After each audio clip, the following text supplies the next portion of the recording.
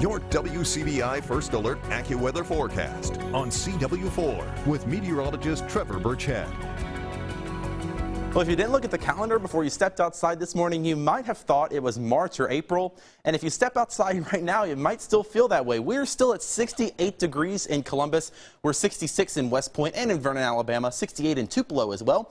The cool spot, if you can call it that, is 63 up in Oxford, but it's also pretty muggy out there, so it's feeling more like a spring evening.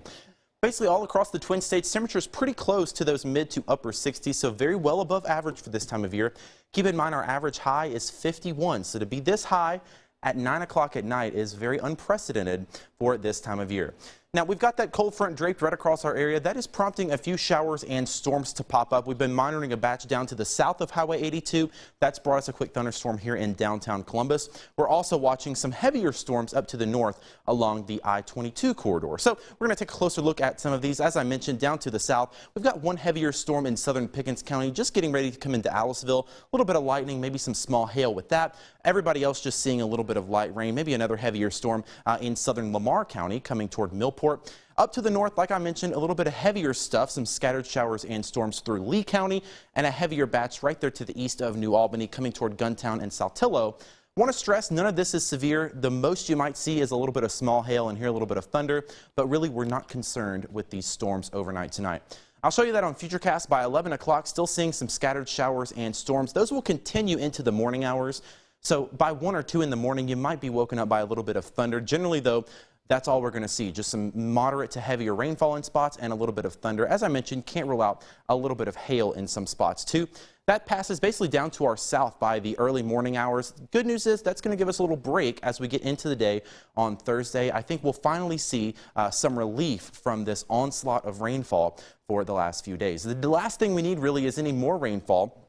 We're still continuing to monitor the Oktibbeha County Lake west of Starkville. The good news is officials now saying a dam break is not immediately imminent, but it's still possible, and this is the area that would be flooded to the north and west of Starkville into southern Clay County. So again, flash flood warning has been allowed to expire, but this is still a dangerous situation.